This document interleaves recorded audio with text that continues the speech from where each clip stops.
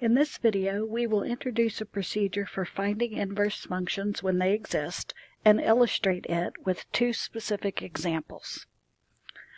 Let's review some definitions and notational details. Two functions, f and g, are called inverse functions, provided that f composed with g of x is x for all x in the domain of g, and g of f of x is x for all x in the domain of g. Essentially, this says that inverse functions undo each other. Applying them in succession leaves the input unchanged. We use a -1 exponent to denote inverse functions. When f and g are inverses, we write g equals f with a -1 exponent, read f inverse, and f equals g inverse. It's important not to confuse f inverse with 1 over f, since we use a -1 exponent on a real number to mean reciprocate. When does a function have an inverse function? We have a theorem that states a function f will have an inverse function if and only if f is 1 to 1.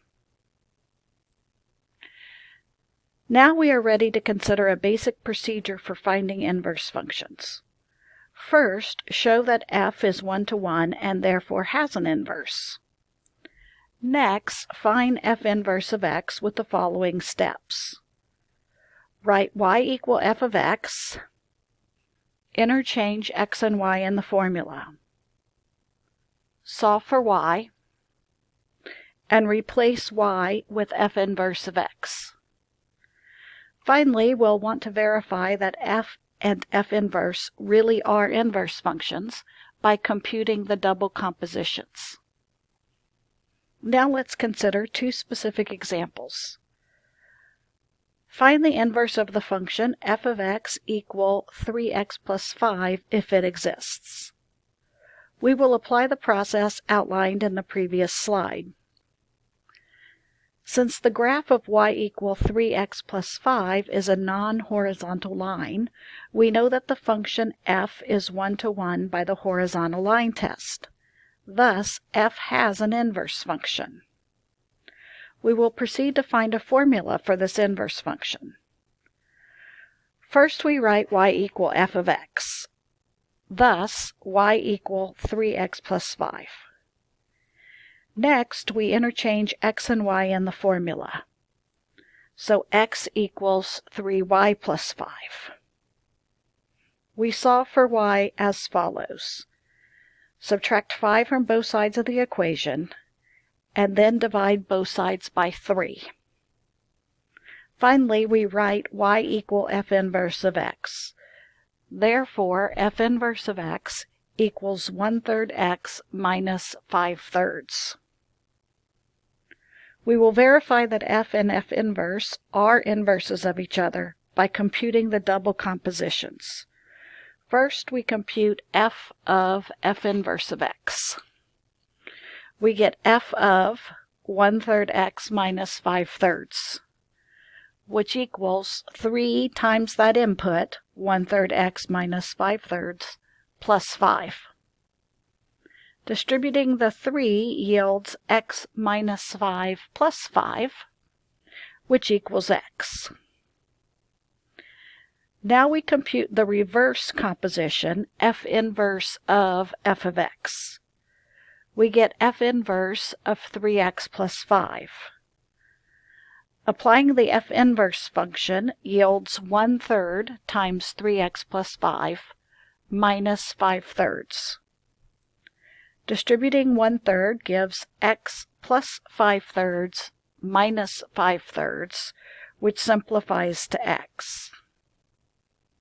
Therefore, f inverse of x equaling 1/3 x minus 5/3 is verified. Now let's consider a slightly more challenging example. Given that the rational function f of x equal the quantity 2x plus 3 over the quantity x minus 4, for x not equal to 4 is 1 to 1. Find its inverse. We are given that f is 1 to 1, so we know that f has an inverse function. We will find a formula for the inverse. First, we write y equal f of x.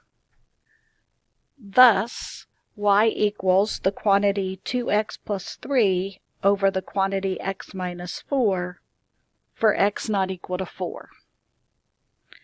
Next, we interchange x and y in this formula.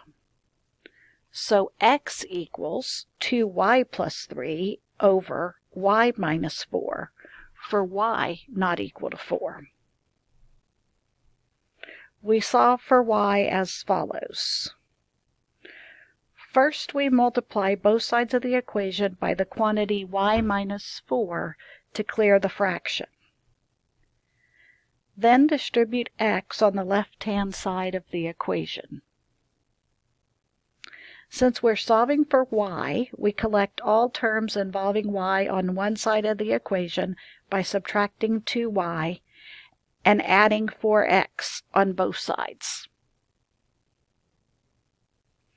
We factor out y on the left-hand side of the equation and then divide by x minus 2 on both sides of the equation. So we have y equals the quantity 4x plus 3 over the quantity x minus 2, and obviously x cannot be 2. Finally, we write y equal f of x, and therefore f inverse of x equals 4x plus 3 over x minus 2 for x not equal to 2. It is readily verified that f of f inverse of x equals x, and that f inverse of f of x equals x. Inverse functions will play a critical role in the study of exponential and logarithmic functions coming soon.